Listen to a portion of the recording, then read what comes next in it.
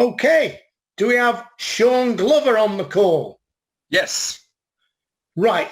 Can you unmute Sean? Because Sean got to team leader yesterday. He only joined us, I think it was late March. So no extra. He's a police officer. Yeah, round of applause, everybody. Fantastic. Sean, can you hear us? I can, loud and clear. Thank you, Stefan. Fantastic. Congratulations, Sean, on hitting team leader, the building blocks of the network. Would you just very quickly tell everybody a little bit about yourself? Yeah, certainly. So been in the business 4.5 months, married, 3 children, as Stefan pointed out, to work for the police as well, and I've done for 14 years. Yeah. Fantastic. That's me summed up, really. What attracted you to this, Sean? Yeah, my upline, Chris Simmons, sort of mentioned it to me about 2 years ago. And as everyone always says in this business, it's about timing. And back then it wasn't the right time for one reason or another. But then he come back to me again earlier this year, back in April, and it was the right time for me. Found myself doing up to 60 hours a month in overtime. Not really getting anywhere. In fact, just causing more friction at home. Not seeing the wife, the children, extra pressure there. So I was looking for another opportunity. Okay, fantastic. I'm sorry, I thought you joined in March. Obviously, April. Beg your pardon. 4.5 months. An amazing feat. And obviously, you're building a team, Sean, for the new people on the call, because our business is about always helping the new people. What are you saying to people to attract them into your team? Do you know what? I'm listening to the advice from others, and I know that's a cliche. But what I found I was doing, Stefan, I was making a mistake at the beginning for the first sort of month or two. I was making assumptions, and it was my upline who actually said to me, don't make assumptions, you don't know people's circumstances. And I actually found that out with my own brother, who got involved in the business, and someone who I didn't think would, if I'm being honest. So what I've done, Stefan, is every time I speak to people, I just tell them what we're taught, the business opportunity. Okay, excellent. Fantastic. Sean, congratulations. Absolutely amazing achievement. Even better that you've done it so quick. And do we have Chris Simmons on the phone, on the line? Do we have Chris? Is Chris there by any chance? Yes, Stefan, I'm here. Hi, Chris. How are you doing? Chris has been involved about 24 months. Is that right, Chris? Yeah, that's right, yeah. And you've just hit senior team leader yesterday morning. That's correct, yes. Congratulations. Thank you very much. And Laura as well. And Laura, I beg your pardon, I didn't see Laura. You'd not included Laura, Chris. I think. Yeah, congratulations, Laura. So very quickly, give us your backstory, if you would. Okay, I'm a police officer, have been for about 7 years now. Laura works in pharmacy. Our children are a little bit older now, so we just look for something to get into. We had a lot more time on our hands. And this is my exit plan from the police. Okay. And how long have you been in a Bobby, Chris? 7 years. Okay. Messed around with your pensions. Jamie Long was on the call as well. He's a copper. He's only been in the police for 4 years. He's ill with the changes and the things that they're doing, you know? Yeah, exactly that. You know, I don't do any. I used to really hammer the overtime, and I found that I wasn't spending any time at home anymore, missing out on things. And I don't do any overtime now because of the business. Nice one. Okay. And Laura, what's your background? Well, my background was I worked in telesales, and I worked my way up to a supervisor there, and I used to help with training. I got made redundant from that. And then I found myself by accident working in the pharmacy world. So working my way up again and working as a pharmacy supervisor now. But because of this business, I've actually just been able to reduce my hours. So I'm going to be working less time there, spending more time doing this with Chris. And fantastic. Yeah, it's just great. I'm really, really pleased. Yeah, made up. Have you, Sean and Chris, have you qualified for, and Laura, have you qualified for any holidays, any other incentives, not just the money? We have, yeah. We've qualified for the cruise, and we've also qualified for the Cyprus trip as well. Wow. Okay. And that's only in 24 short months. Yeah. Certainly is, yeah. So it does work if you were. What can you've hit? It's a great position to hit in 24 months. What do you think makes you different? How have you done it so quick? Because it is quick. I would just say it's activity. I mean, the one thing I always say to all the team is activity, activity, activity. Keep touching your business every single day, okay? And just keep on going at it and going back to people as well that have said no to you. Keep on going back to them as well. As long as you leave it open with them, okay, for them to come back and you can speak to them, then go back to them and just keep on doing the activity. Don't give up. Yeah. You see, I would have thought being coppers, Chris and Sean, that everybody would have said yes to you and that you would never experience any no's. The police are the most cynical. You better, that's right, that's Sean. That's the adverse effect. The police are the most cynical, and sorry to just come in there, but not for one moment. Don't make that assumption, because we've seen, it's a pyramid scheme, and I at the beginning again I was biting, and Chris's experience and Laura's, and don't bite. Just explain them if they want to listen to the opportunity, great. If not, that it's just about time, and the time will come again.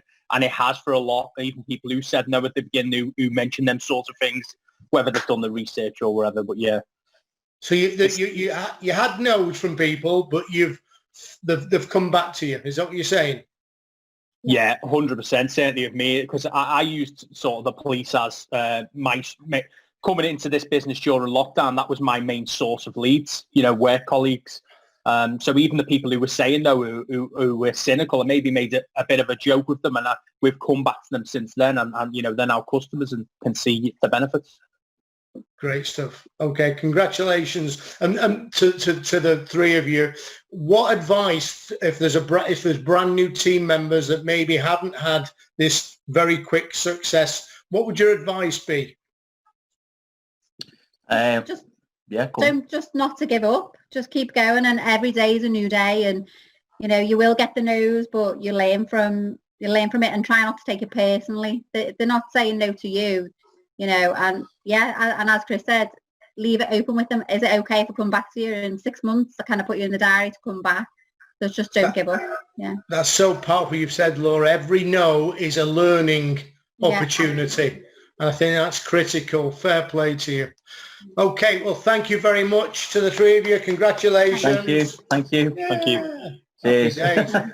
Okay, is there anybody on the call we've missed out that's done future team leader, maybe hit one of the 50 pluses, 100 plus, or got to team leader or above? Marvellous. So it gives me great pleasure to introduce the other half of an amazing team. We hear a lot from Darren Turner, but behind every great man is a surprise woman, they say. And this lady has become a great friend over the last 20 years. I won't sort of steal her thunder. She'd never done anything like this before, embraced it. She just was pregnant when she joined, and gave birth, but didn't make the new baby an excuse. Daniel, she made Daniel the reason to build this. And Jayne, I tell a story about losing my brother tragically in my father's arms on a Sunday morning. I'll never forget it, because Jayne and Darren were on their way round to pick me up to go to a training in Stoke-on-Trent. So Jayne Turner, are you on the call? Hopefully you are. Can you unmute yourself, Jayne? Good evening. Can you hear me? We can hear you now loud and clear, Jayne Turner. So listen, Jayne, you've been in the business a number of years. I'm just going to leave the floor to you. I'll ask you a few questions. Would you just share your backstory on the video I did? I think you created a team of around about 42,000 group customers. You and Darren get paid on. You're a significant six-figure a year passive income earner. As I say, never done anything like this before. You've got a lifestyle maybe you once only dreamed of. I've seen some stuff today on Facebook about with your family, and you've got an amazing family. So Jayne, over to you.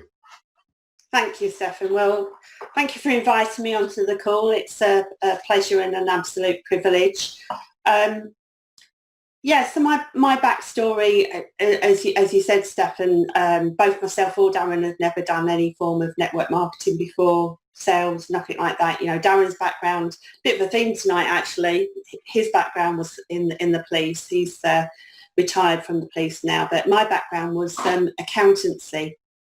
I was actually training to be an accountant when we were introduced, and as you rightly say, I wasn't just pregnant. I was very heavily pregnant. I think I was 6 days off of my due date, and I remember my sponsor jumping every time I moved, and back then it was paper forms, you know, and I think he just wanted to get the form signed as quickly as possible. But yeah, it was one of those where we were actually introduced into the business via a video, and you know, there's been various tools over the years, and my belief is that there's no cookie cutter, there's no right or wrong way of how you introduce it. The key thing is obviously timing. In fact, our sponsor approached me just under a year before I was approached again. So again, the timing was right, because I was on maternity leave and my you know, income plummeted literally overnight. So yeah, we were shown a video and it jumped out at us. Yeah, all about recommending, you know, I'm typical woman. I don't know if it's a typical woman thing or a typical human thing, where you find something good and you want to tell everyone about it, you know. But you know, in a past life before UW, we did that and didn't get paid for it. So we absolutely loved the concept of it. Never done anything like this before, like I say. So a key thing for us was making sure that, you know, sort of back then it was £200 to join, and you know, my money had dropped down quite rapidly into statutory maternity pay. So we actually, you know, so we were spending money that we didn't really have, if that makes sense, to join. And you didn't have things like, at that time you didn't have Which, you know, we didn't have the third party credibility that we have now. But what we bought into was a bit of blind faith, really, I suppose is the best way to describe it. And we actually,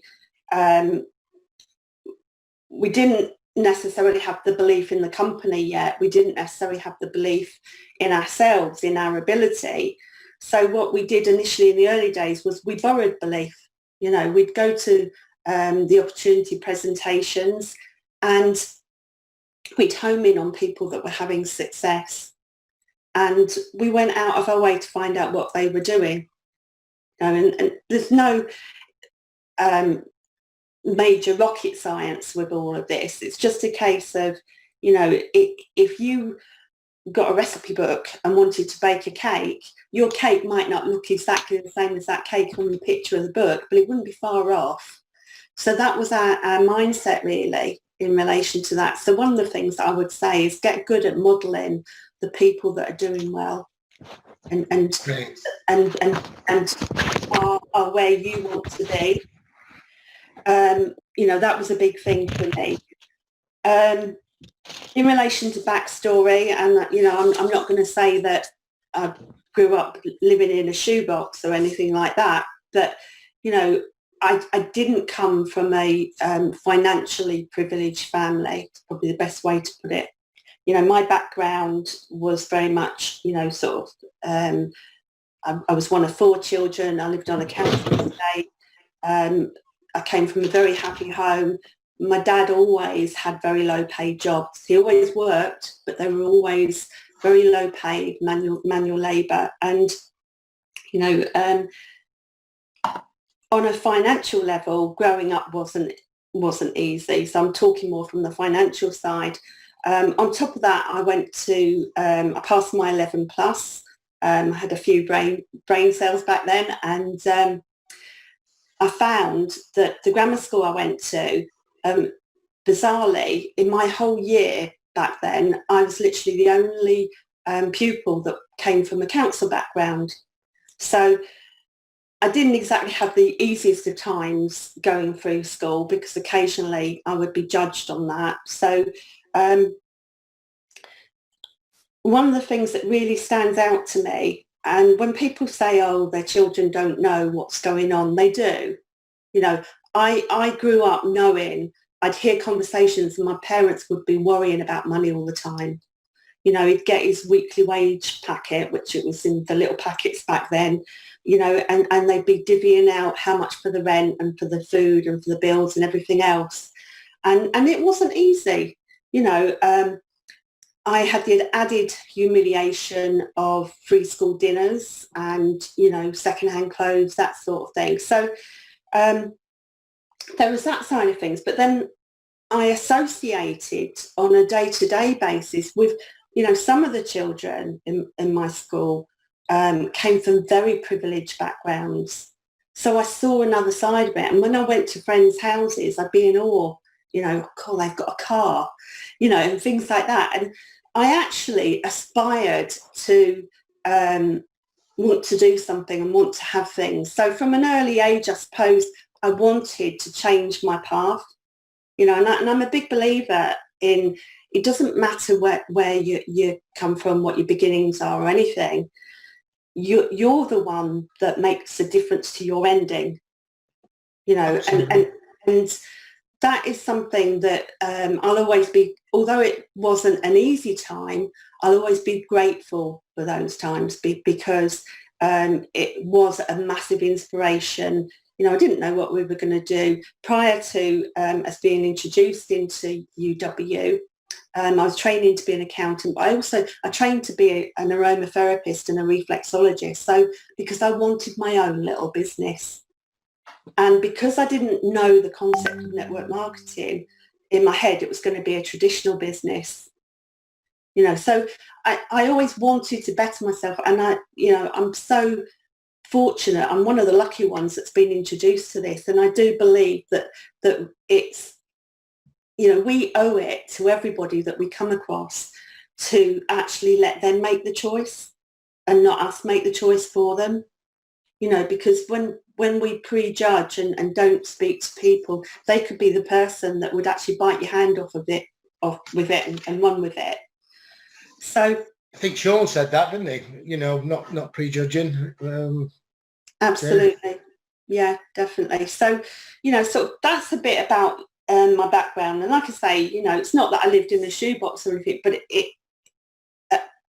early experiences and lessons actually served me well to knowing where I wanted to be. And I think a lot of people go through their lives as well, just drifting and not really knowing what they want or knowing what the possibilities are, you know. So, and, you know, that's what one of the things is, the bottom line is this is not a rehearsal, you know. Okay, some people might have beliefs that we come back again and again. Maybe we do. But in this lifetime, this is not a rehearsal. And, you know, for me and Darren, we found UW. We were blessed to be introduced to it when we were 34 years old. Okay. Now, over the coming years, you know, we'd look at people that were younger coming in and saying, oh, I wish we'd come in when we were younger. But chances are we wouldn't have been ready to come in then. You know, so we came in when we were ready. We're nearly 55 now. I know I don't look it. No. We're nearly 55. And the past few years, you know, we've lost all but one of our family elders within our family, you know, and they've now become memories. You know, people that were once really close to us, including my parents, are now memories. And I think the pandemic has actually reconnected a lot of people in a way with the you know, sort of reminding them, I suppose, how precious life is and the fact that this isn't a rehearsal, you know. And so it's something that I think that every new person really, really needs to think about when they come into this, is the fact that I'm going to jump now from my backstory to ask you all a question. And I know you're all muted, but I want to ask you this question anyway. If you bought a lottery ticket and it was a winning lottery ticket, would you claim your winnings? Okay, now the reason I'm asking you that is I had a little look earlier. I've got my phone here, which I've just screenshotted a couple, to do with unclaimed prizes. Now, just in March alone, 17th of March draw for Euro Millions, there's still an unclaimed prize of 57.8 million. Okay, and that's somebody that lives in South Ayrshire. So there's somebody walking around in South Ayrshire with a winning lottery ticket in a pocket or a drawer, that if they went and cashed that in, their life would be more abundant financially. There were several examples I saw. Last year, it said the largest unclaimed amount was 170 million. I see us, joining as a distributorship, like buying a lottery ticket, but the difference is that when you buy a lottery ticket in a shop or whatever, only a certain percentage of them are going to be the winning tickets. Every single ticket that we get, so every new distributor has a winning ticket in their hands. Okay, all they have to do is unlock the recipe to collect their winnings, and that is the catch, really. It's being prepared to go out and do what unsuccessful people won't do. That's just a clever way of putting it with the lottery ticket, Jane, because I remember talking to Charles and Andrew years ago. He said we have an abundance of cash in the bank for distributors waiting to be claimed. So I love that. Yeah, absolutely. And, so you said earlier about not making excuses, and actually, funnily enough, before I got involved with UW, I was an excuse person. I used to whinge and whine and moan and, be just like the other 95% of the UK, I suppose. But obviously, it's the personal development, which I'll touch on in a minute, that changed a lot of that and switched me from being a 95%er to being a 5%er. But with the excuses, I had a massive why, because we had Daniel. I had to go back to work when he was 3 months old because we were maxed out. We were maxed out on a mortgage and all the rest of it. And we couldn't afford to be a one-wage family. So I had to go back to work when he was 3 months old. It was a killer. Okay, because I would drop him off at 7 in the morning. Spare me a sec, Jane. Could you possibly turn your microphone off, Debbie?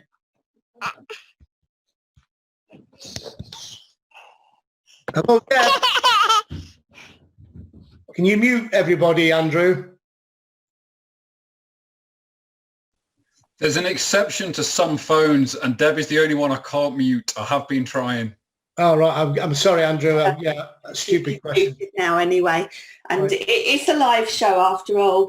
And, one of the great things actually with technology now, with the Zoom, is obviously being able to have your children with you. And it reminds me of quite early on in the business,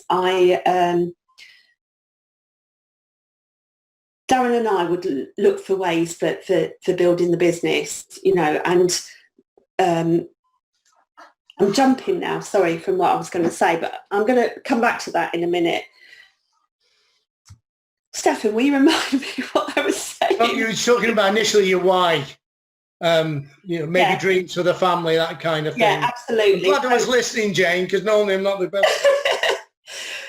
So basically, I went back to work. Daniel was 3 months old, and something had to give. you have to know your assets and liabilities, and this is the accountant in me coming in, right? And people talk about the colours and you know, sort of the bottom line is you need a certain amount of green. In fact, you need a certain amount of all the colours to actually progress through the plan. But you have to know what you need to do. You need to know your numbers. Okay, you know, what do I have to do to get from X to Y? You know, who's already done it? You know, who can I model? Who can I speak to? And also the fact that, you know, where you are when you first join UW, it's taken you years to get to that point. So your life isn't going to change overnight. And I think sometimes, you know, people come in and they want that magic pill that's just going to suddenly change everything. And, you know, things, you know, it comes back to the saying, you know, we overestimate what we can achieve in 1 year and we underestimate what we can achieve in 10. And it's that slight edge, it's that keeping going. And you do need to know your numbers. And you've got to be prepared to pay the price as well, you know, whether it's in money, time or sacrifice. And Darren and I have paid the price in all three areas. You know, we paid it obviously in the time that we put in. You know, we put in many hours in the early days. And as Tom Barrett talks about, the fact that we go in network marketing, we go through 3 phases, income phases. That's the people that are working it and that are actually working through the income plan. You know, if you're working it, you will go through those 3 phases. The first one is this isn't worth it. And it's where you're flogging yourself and you're putting in the hours and the money isn't matching your effort. Okay. The second phase is, you know, this is worth it. And it starts to balance out a bit, you know, and you're starting to get that money coming in for the level of effort you're putting in. And then the third level, which is the level that we are now enjoying, is the, you know, sort of, it's more than worth it.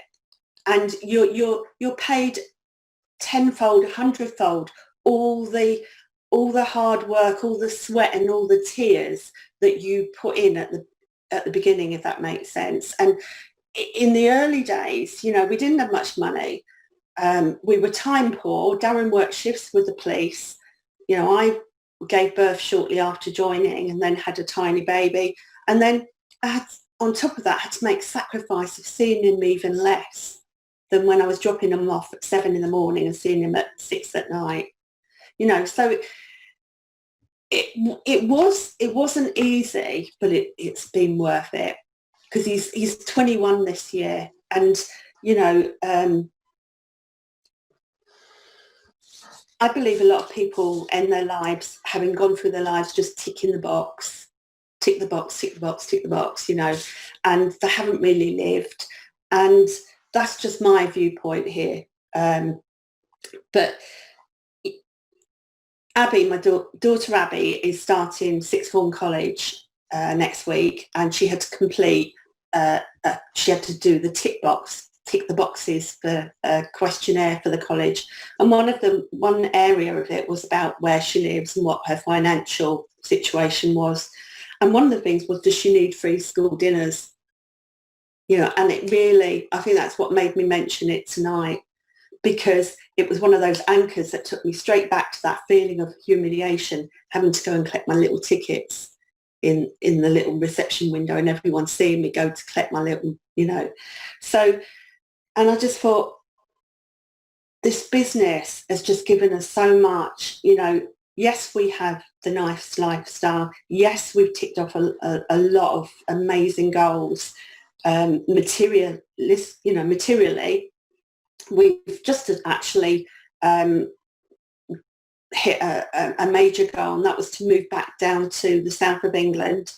And you know, I'm closer to family now, and also Abby wanted to go to college down in Colchester, and we've relocated, and that was a big thing with us, you know, sort of to be able to do. and we've got no debt either. So, materially, it's ticked up a lot of things. But to be able to give our children a better life, if you like, than what I had from the worry and all the rest of it, and to be able to give them the opportunity to live their dreams. Daniel wants to,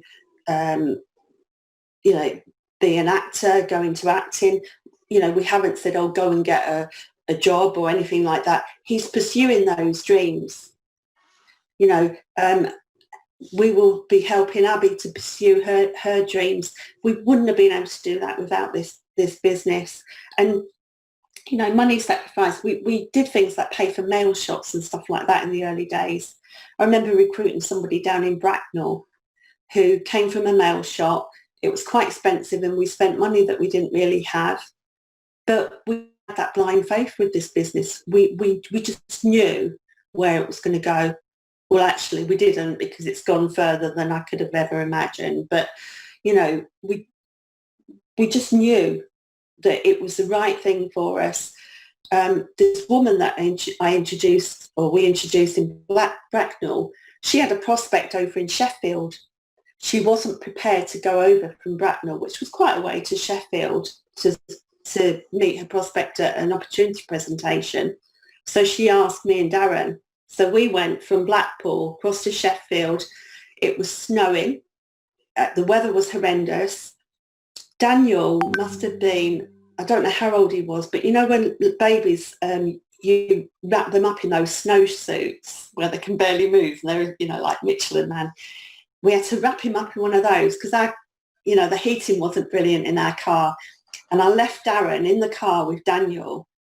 And when I got back in the car after this op presentation and then speaking to this woman afterwards that I'd gone and met in person, and she did sign up, and she contributed to us becoming I can't remember if it was team leader or senior team leader now, but she was a chink in our chain, if that makes sense. And I don't believe she would have signed up had we not gone over there because of the amount of questions I needed to answer. And when I got back in the car, there was all ice. It was frosting up inside. And, I know Daniel's on this call, actually, and he's probably thinking, you wicked parents, you cruel parents having me in this. But he was wrapped up nice and cosy. But we did what we had to do, and it's been worth it. And I know that he would say that because of the lives that we've given them. So, we've put in the sacrifice with them. And, I would say, think about what price are you willing to pay, putting that time in, going and speaking to somebody rather than, watching your favourite TV show or whatever it is. It's worth it in the long term. Okay, so you've got your dreams. We'll maybe talk a little bit about that later. You've just moved into a beautiful 5-bed house in Colchester, I think it is. Yeah. On that, you talked about paying a price, which is we don't normally talk about that on these kind of calls, but it's so poignant about time, paying the price, running around paying the price, time away from your family paying the price. What are your biggest setbacks, your biggest struggles? Because it's not all been rosy. You haven't just woke up one day and bang, you've got all this big team. So what are the biggest, would you say, the struggles that you've had to face and get over, Jayne? Yeah, that's a good question.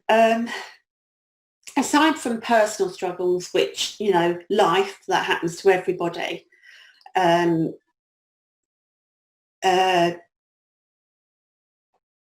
we've had people that joined that quit. We've had, people that haven't turned up. We've gone to houses and people haven't answered the door, they've been out or whatever, and sometimes we've driven quite a long way.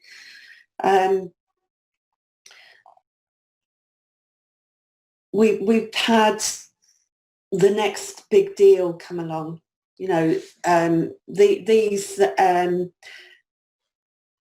These too good to be true deals that generally tend to be just that, too good to be true, and they're not.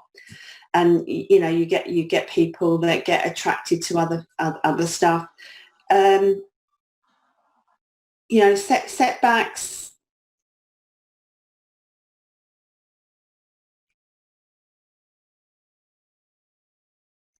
A lot of it really was we had a lot of financial, you know, sort of in the early days, we didn't have a lot of money when we first started doing the business. And I think sometimes it felt like it was never going to happen. Do you know what I mean? And, you know, so you'd think you had your ducks all lined up, so to speak, and then, you know, everything went wrong, whether it's customers cancelling, team members quitting, someone getting ill, you getting ill. You know, one setback, for example, was when Darren flipped a quad bike back in 2007 and was out of action for eight months. You know, but again, even back then, because we dug our well before we were thirsty, the financial side wasn't an issue. It was just more the concern about his health and getting him right. You know, so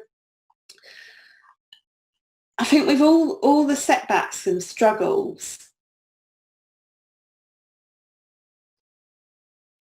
I think the biggest thing with it as well, and I'm going to jump from that and just say that probably that there are times when we could have quit, but I think what really kept us in big time was personal development, definitely the events.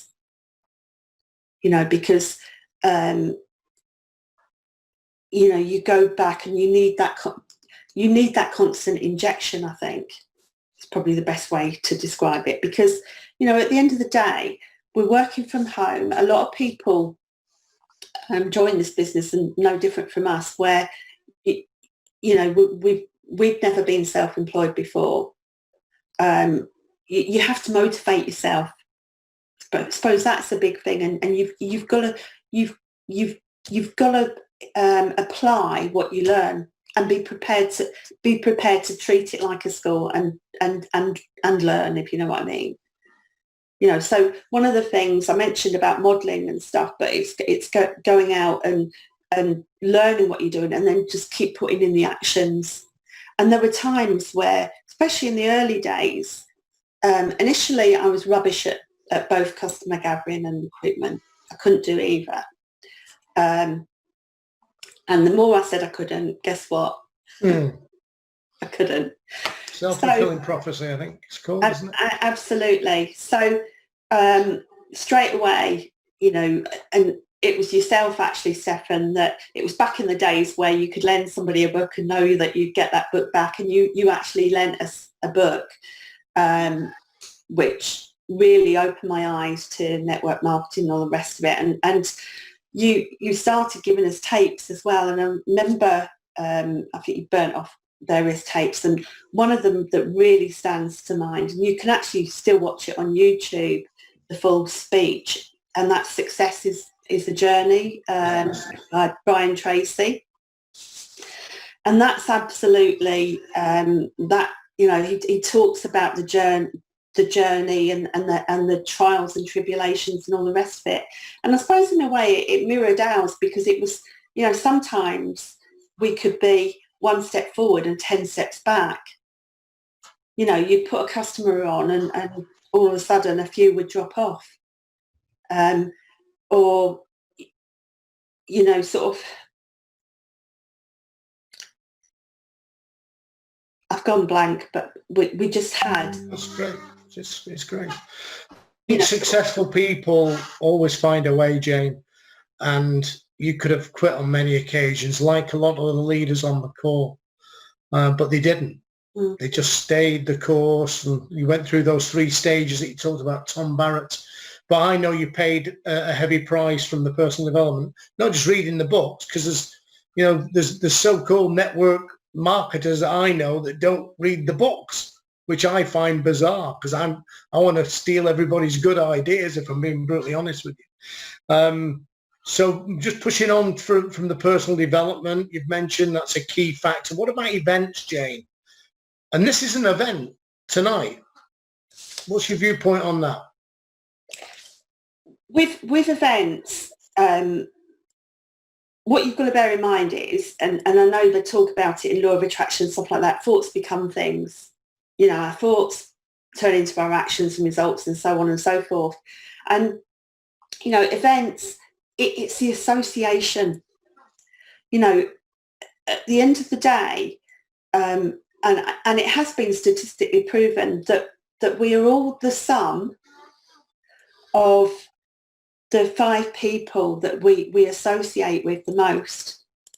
And association is so powerful, and the events give you the opportunity to not just pick up useful tips and information, which, you know, for me and Darren in the early days, we used to have a mantra, if you like, or we used to always review our notes.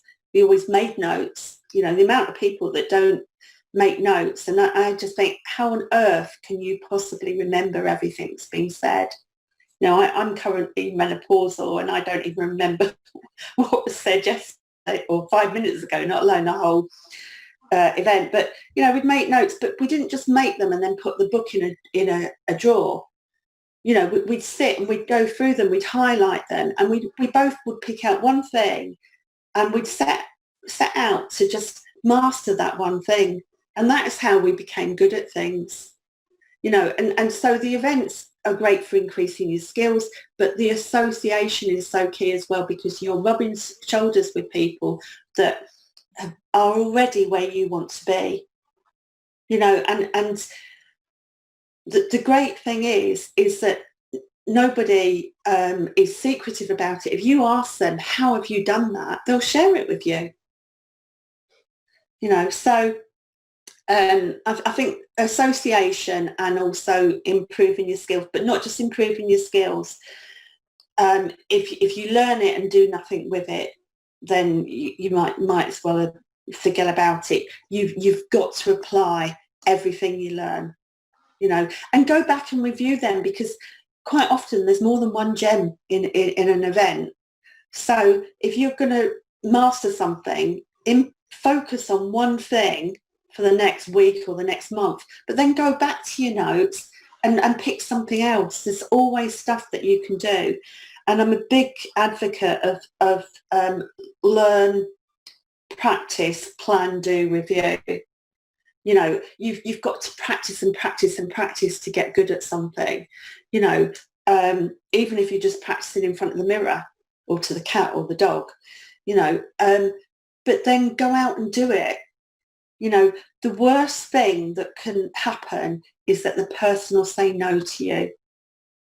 You know, that's the worst thing. You know, and you know, a lot of people allow fear to hold them back as well. And I was quite fearful in the early days of, you know, sort of picking up that phone and going and speaking to somebody and, oh, what if I vomit all over them and all the rest of it? And I remember, and for the young ones on this call, this is about to go right over your head. I noticed Dan Holmes is on here, but there's a guy, an actor, Michael Crawford, who, and it was back in the day when he was in Phantom of the Opera, and my boss, his daughter was dating Michael Crawford at the time, and he shared with me that Michael Crawford had really, really bad stage fright. And what he would do every night before he went on stage, bear in mind we didn't have mobile phones then, so it was probably the call box at the side of the stage. He'd phone his girlfriend, and if she wasn't home, he'd phone her parents just to be put, you know, sort of calm down. And that was his thing he would do to sort of trick his brain, if you like. And that's what you have to do, is trick your brain when you feel fear. You know, sort of, what would that other person do? You know, oh, Steph's asked me to speak tonight. I'm feeling a bit, you know, I'm nervous, or I'm a bit this or a bit that. How would I feel? like if I did want to do it, if I didn't feel fearful, you know, what would my posture be like? How would I breathe? Or how would Steph be? You know, what's his posture like? So you can actually model on people or just think, how would I be? And just trick your brain and behave in that way. You know, so I've gone off on a tangent, haven't I? No, yeah, that's great advice, Jayne. It's all relevant, and no, it's not. It's absolutely spot on. And I'm sure people... Right, let me ask you another question while you're gathering your thoughts that just triggers off this. What advice would you give new people on the call about sticking in there, about not trying to take the rejection personally, about keeping active and going forward and just engaging each and every day with in your business instead of putting it down for months and months at a time? Well, one of the biggest things I would say, and I know Chris and Laura said earlier, and that's touch your business every day and have that like a mantra. You know, it doesn't matter how little you do, you just touch your business every day, because then it's always in the forefront of your mind. You know, you're always taking those opportunities as well. And also, you know, I mentioned about learning, know your numbers, know where you are and all the rest of it, you know, having your why. I am a big believer that there's no such, you know, sort of, if you've got excuses, then it's not really the excuse of why you're not working the business, whether it's, you know, I'm not good enough, I haven't got enough time, you know, I'm not educated enough, whatever reason you give, it's not that, it's because you don't want it enough. So your why has to be in the forefront. You've got to know why. Can you just repeat that, please? Right. If you have excuses, okay, and again, this is just my belief, but if you have excuses, then it's not really about that excuse why you're not active, okay? You know, and your excuse could be anything from, you know, I'm not good enough, I haven't got enough time, you know, I'm not educated enough, the comparing game as well, that person's been in a shorter time than me and they're doing better than me, or whatever it is. It's not about the excuse. It's because they don't want it enough. Because if their why is big enough, then the how doesn't matter, or words to that effect. You know, sort of, and it comes back to what I said about this isn't a rehearsal, and the fact that, you know, people really need to, unless you want to be just a tick the box person all through your life, and not amount to much, you can amount to everything with this business, because we all have that winning lottery ticket. You know, if you not only make notes, but you actually copy what successful people are doing, you might not have as much success as them, or as great, you know, somebody might speak to 10 people and get 10 people. Someone else might speak to 10 people and get one. You know, but then you improve your ratios and what have you. You know, so modelling is an important thing. Treat it like a school. You know, draw a line in the sand and say, right, the next 2 years I'm going to focus on learning and doing. You've got to pull in the activity. Doesn't matter how rubbish your activity is as far as results, it will get better. You know, but saving people, approaching people because I might mess it up, it's mad, because you'll never approach them. So you might as well just mess it up and get it out of the way, and then move on to the people where you polish yourself a bit, if that makes sense. So treat it like a school. Treat every day like a reset. Press that reset button. Doesn't matter what happened yesterday, including your successes. You know, don't sit on your successes, and definitely don't sit on your failures. That was yesterday. That's in the past. Press reset and just pick yourself up and keep going. And with our setbacks and struggles, that's one of the things that we got very good at, was pressing that reset button. Great advice, Jayne. Great advice. I'm mindful the time's running on, but I just want to, on the note of you're extremely good at promoting events. What many people won't know on the call, in January you put a seminar where you had 1,000 people attend the seminar at Stockport Plaza. If you've got if there's team members on the call, Jayne, and they're struggling to get people on a call like this, which they shouldn't do because everybody's sat, it's raining in the northwest or wherever you are, It's probably. raining here today, actually. Yeah, okay. What would you say to put value to me to get on to Massive Action Day or to get on next week's Zoom call to try and make me think, crumbs, you know, I'm really missing out on this? I would say that I would just say to you, Stefan, if you're serious about doing this business, then you need to be at that event. You know, and one of the things that I would say is, you know, with everyone with their team is know your team's why. Find out, you know, what their hot buttons are, because I would feed that back to you. You know, Stefan, you know, you said that you wanted to get out of that job you really hate. You know, were you serious about that? Yeah, of course I was, Jayne, yeah. Right, well, if you were serious, then, you know, trust me, you have got to be there because you need to be there. That is going to get you to where you want to be, not mowing the lawn on Sunday or whatever it is that you're doing. Yeah, sure, no. You know, that's and you know, so I would go on that basis as well. And something else that I would say is again, about not making excuses and all the rest of it is, and again, it's where personal development will help you with as well, is, you know, I was one of these people who, you know, could go down a negative path quite easily and all the rest of it. And you've got to get good at just showing up. It's probably the best way to put it. And, you know, I'm going to share something with you now, actually, which I know, Stefan, obviously you're aware of this. But Darren wasn't at Impact at the kickoff in January, and he had a massive input with me. You know, both of us were putting it together equally, and he couldn't be there because he was very poorly at the time. And he became quite poorly in November, and he literally, you know, went downhill quite quickly. And, you know, the week before Impact, we were sat in with a consultant, and they couldn't be sure until he had a biopsy, which I will say that it's turned out to be fine now, and he is now perfectly recovered.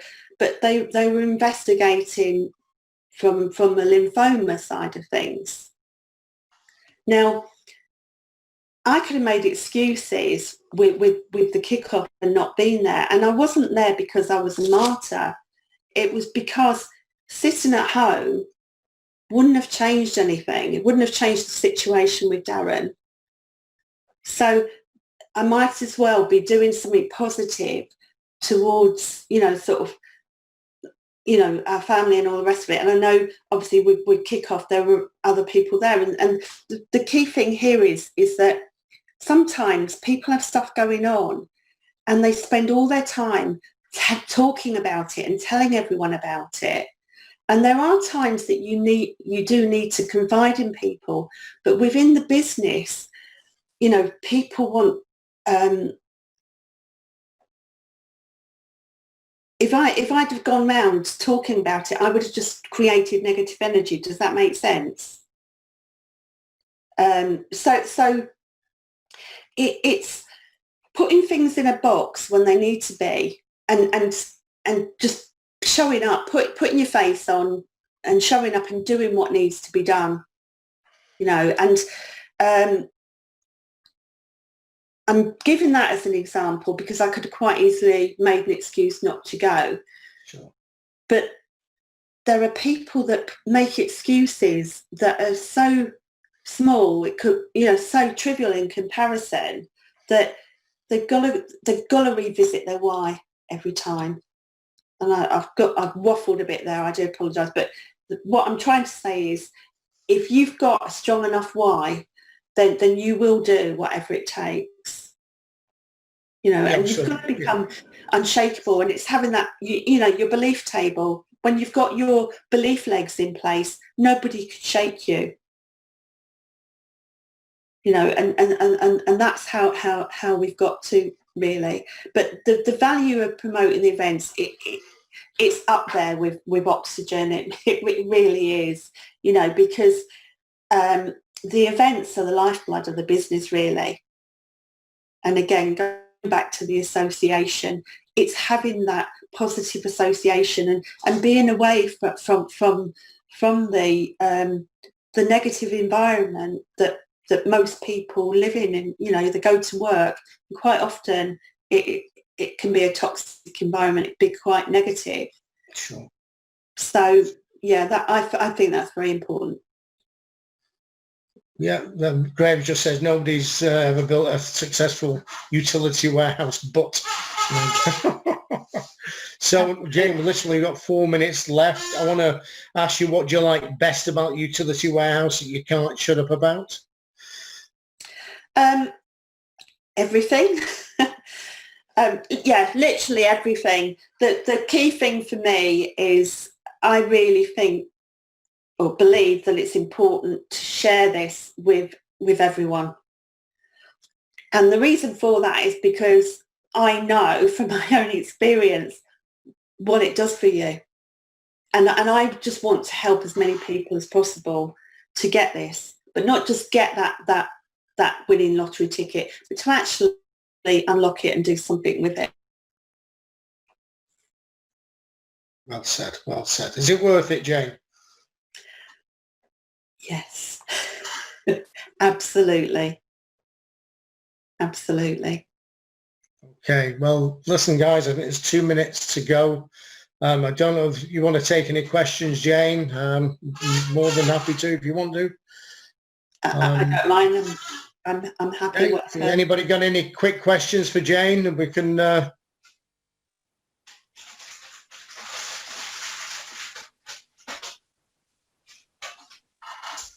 Okay. I have, Stephen. I have.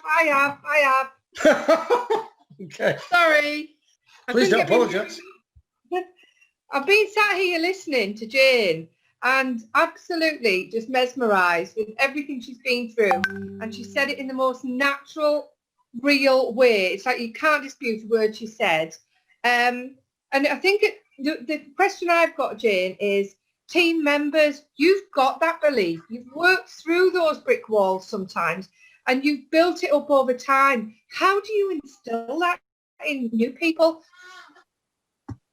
Well, first of all, and it goes back to what I did in the early days, was I if they haven't got that belief, I tell them to borrow a bit of my belief. You know, and I think a lot of it comes down to like, know and trust. And even if they're people that weren't necessarily on my warm list when I introduced them, or sometimes I might be working with team members that I didn't personally introduce. But it's all part of building relationships, really, Liz, because I would build that relationship with them where they trust me. And it's like, do you trust me? You know, all I'm asking is that you borrow a bit of my belief and if just do what I tell you to do over the next 30 days or the next 90 days. And I get their commitment, if you like, to, and a lot of it as well, talking about commitment, it's if you move, I move. Mm. If you move an inch, I'll move an inch. And if you move a foot, I'll move a foot. So basically, what I'm saying is I will match your level of commitment to this business. Yeah, yeah. There's a new team member. Can I just share this? And I said, you know what, Tracy, if you could just read 10 pages a day of this book, and I'll read it along with you. I don't know whether you know the author of this book. You might. Anyway, she is on page 124. I'm on page 117. So we're getting there. We're doing all right. But yeah, I just love the way that you've been able to get that team growth as well as just you and Darren, obviously, because it is down to building a team. So thank you for that. And can I just add to that, Liz, that not everybody stayed. True. You know, the people that got us to senior group leader, there's only one leg that's still there now. We had to like rebuild people. So it hasn't been easy from that perspective. You know, you don't suddenly get there and you just sit there. You still have to do the work, but it's worth it at the end of it. You know, and the thing is, the more experience you get with your team members, you'll just do it with you in your sleep. Thank you. Brilliant. Have we got any more questions before we close? Thanks, Liz. No? Okay, Mrs. Turner. It's been an absolute pleasure having you on the call tonight. Very rare honour indeed. Really pleased that you're all settled in your new property and everybody's happy. And everything that Jayne said tonight, she's pushed through doing the seminar. Darren and I went round to see Jayne and Darren when he was a bit poorly. Very, very poorly, I think was the word, Jayne. And God bless you, you battle through, and you've got an amazing persona, an amazing attitude. It's a privilege having you on the call tonight, Jayne. The comments we're getting through are fantastic, probably more than most we get. So may I take this opportunity and say thank you, Jayne. We'll hopefully get you and Darren as a double act on a call in the not too distant future, if that's okay. Little and large. Sorry. Yeah, little and large. Yeah. So that's one. No, it's been an absolute pleasure. Thank you for inviting me, Steph. My pleasure. And to everybody, thank you so much for being on the call. There's some pearls of wisdom, stuff you can't pay. I'd have paid money to listen to that tonight. We have another call next Friday, a few days before Massive Action Day. If you haven't booked your ticket as a new person, book it. You can donate a £5 to charity. It's free to go to Massive Action Day, and it doesn't get easier than free. If you feel generous, invest a £5 and get your ticket, and it will go to a worthy cause. There's some new announcements. We've got an amazing guest like Jayne on the call next week, and have a safe week. Thank you once again, Jayne. Thanks, Andrew Hankin, for setting up all the technical stuff and doing it. And we wish you a successful and productive next few days. Cheers now. Thank you. Thanks, Jayne.